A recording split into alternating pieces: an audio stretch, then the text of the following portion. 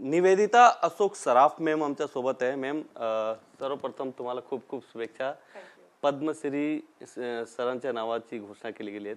काय शुभेच्छा देणार आणि पहिली प्रतिक्रिया काय? नाही, खूप आनंद झाला मला. म्हणजे मला असं वाटत होतं या आधीच मिळायला हवी होती, पण नाही, आता जी मिळाली आहे त्याचा पण खूप आनंद आहे. आणि एक खूप समाधान वाटतंय की हा पुरस्कार अतिशय लायक माणसापर्यंत पोहोचला. याच्या आधी महाराष्ट्र भूषण पुरस्कार मिळाला होता, आता पद्मश्री. आता काय इच्छा आहे तुमची? नाही, त्यांना आणखीन देशातले उच्च उच्च पुरस्कार मिळत राहूत अशीच माझी इच्छा आहे. अनेक वर्षापासून तुम्ही सरांसोबत आहेत. कसा प्रवास आहे सरांच्या आतापर्यंतचा? प्रवास म्हणायचा झाला तर मुळात मी त्यांची एक जबरदस्त फॅन आहे, नुसती पत्नीच नाही आहे. एक अभिनेता म्हणून ते फारच उच्च आहेत आणि तितकेच ते माणूस म्हणूनही ग्रेट आहेत.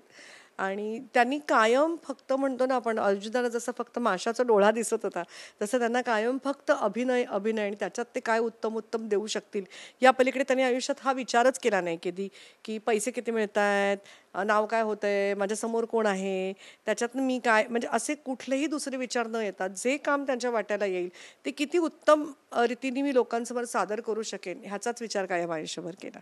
एक कलाकारसाठी पद्मश्रीच्या महत्त्व काय आहे? खूप मोठं आहे, कारण हे एक नॅशनल लेवलचं अवॉर्ड आहे. आज पद्मश्री तुम्हाला मिळणं ह्याचा अर्थ तुम्ही एक आयुष्यात तुम्ही जे काही केलेलं आहे, कष्टाने जे काही तुम्ही उभं केलेलं आहे त्याला एक पूर्ण नॅशनल लेवलवरती एक सरकारकडूनच नाही, सरकार शेवटी आपले रिप्रेझेंटेटिव्ह आहेत, पण एक देशाकडून तुमचं केलं गेलेलं कौतुक आहे. आता सरांनी अनेक भूमिका केल्यात, अनेक किरदार केल्यात. आता तुमची काय इच्छा आहे? सरांनी कशा प्रकारची भूमिका केली पाहिजे, काय तुम्हाला मनात आहेत का? नाही, त्यांनी सगळे, म्हणजे त्यांनी विलन केलाय, त्यांनी हिरो केलाय, त्यांनी कॉमेडी केली आहे, सगळंच. त्यांची कॉमेडी लोकांना जास्त आवडते. त्यांनी उत्तम उत्तम भूमिका करत राहावं हीच माझी इच्छा आहे.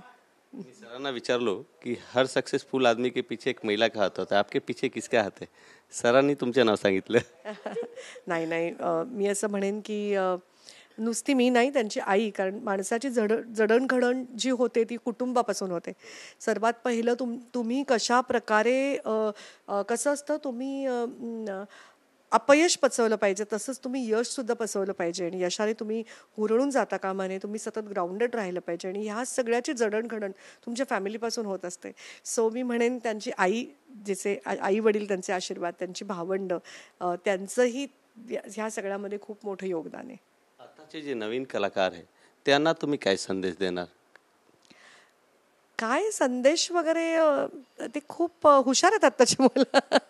त्यांना काय संदेश देणार, पण मी एवढंच सांगेन की अतिशय सिरियसली, सिन्सिअरली, म्हणजे जे मी अशोककडे बघत शिकले की ते अतिशय डिसिप्लिन्ड आहेत. सर्वात पहिली गोष्ट म्हणजे त्यांच्या पूर्ण दिनचर्येबद्दल ते खूप डिसिप्लिन्ड आहेत. एक ॲक्टर म्हणून आता सध्या त्यांना लॅरेंजायटिस झाला आहे, त्यांचा आवाज बसला आहे, तर ते बाकी आता नाईलाजाने तर मुलाखती वगैरे त्यांना द्यायलाच पाहिजेत, पण अदरवाईज काम सोडून ते बोलत नाहीत. रोज सकाळी त्यांचे ते व्हॉईस एक्सरसाइजेस करतायत, किंवा खाण्यापिण्याच्या बाबतीत ते अतिशय पर्टिक्युलर आहेत.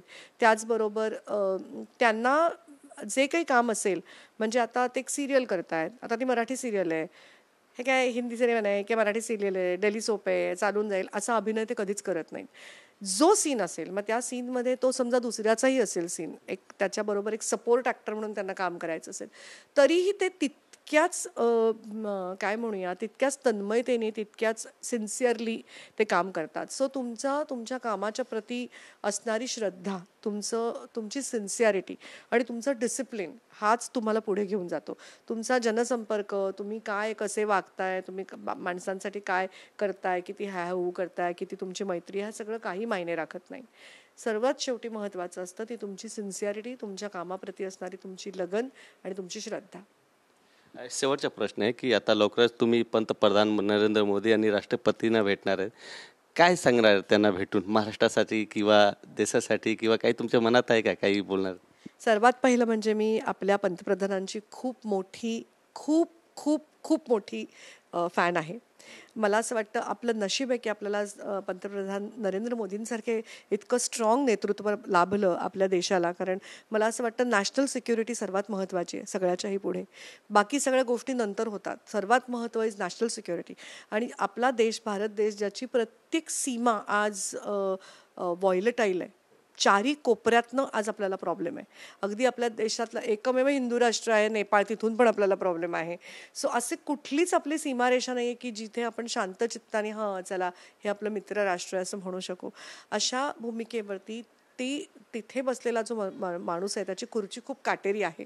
कारण 18 पगड जातीच्या देशातल्या प्रत्येकाला काय म्हणू, प्रत्येकाचं समाधान करणं आणि प्रत्येकाला हवं तसं वागणं हे अशक्य कोटीतली गोष्ट आहे. ते ब्रह्मदेवालाही शक्य नाही आहे. अशा वेळेला तिथे बसून कुठल्या गोष्टीचा निर्णय आपल्या देशाच्या हिताचा आहे ह्याचा विचार जो पंतप्रधान करतो तोच आपल्याला हवा आहे. आणि तो विचार पंतप्रधान नरेंद्र मोदी करतात असं मला वाटतं. आणि आपल्या राष्ट्रपतींना तर माझा साष्टांग नमस्कार आहे. आज ज्या परिस्थितीतून पुढे येऊन त्या पदावरती त्या बसल्या आहेत त्यासाठी प्रत्येक स्त्रीला त्यांचा अभिमान वाटला पाहिजे. आणि त्यांच्यावरती जे काही प्रसंग आले, म्हणजे मी ती एक मुलाखत ऐकली आहे की त्या पावडर का लावत नाही, त्या टाल्कम पावडर जिकडे बनते, ज्या दगडांना खणून बनते त्या खाणीत एक लहान मुलगी म्हणून त्यांनी ते दगड फोडायचं काम केलेलं आहे.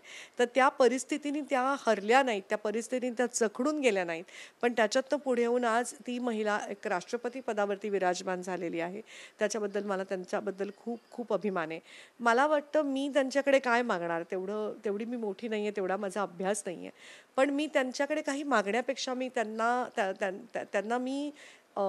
त्यांचे मी आभार मानू शकते की एक भारताचे नागरिक म्हणून, एक महाराष्ट्राचे नागरिक म्हणून मी त्यांचे आभार मानू शकते. आणि आपल्याकडे आता सक्षम सरकार आहे महाराष्ट्रामध्ये, त्याच्यामुळे ते नक्कीच महाराष्ट्राचा विकास होऊन देतील. पण मला असं वाटतं नेहमीनं सरकार म्हणजे कोण आहे, आपले रिप्रेझेंटेटिव्हज आहेत, ते आपण त्यांना निवडून दिलेलं आहे. ते काही असे नाहीत की ते बाबा बॉस आहेत आणि त्यांनी काहीतरी काम करायचं आणि आपण बसून नुसतं खायचं, असं नसतं. आपल्याला सगळे अधिकार हवे असतात, पण त्या अधिकारांबरोबर एक जबाबदारी असते. ती जबाबदारी प्रत्येक नागरिक म्हणून आपण पूर्ण करतो का हे आधी पहिल्यांदा आपण स्वतःला विचारावं. किंवा जेव्हा एक बोट आपण दुसऱ्याकडे दाखवतो तेव्हा ही जी 4 बोटं तुमच्याकडे वळलेली असतात त्या बोटांचा प्रत्येकाने विचार करावा. एकदा परत तुम्हाला खूप खूप शुभेच्छा. कॅमेरामॅन मोहन दुबेसह गोविंद ठाकूर, TV9 मराठी, मुंबई.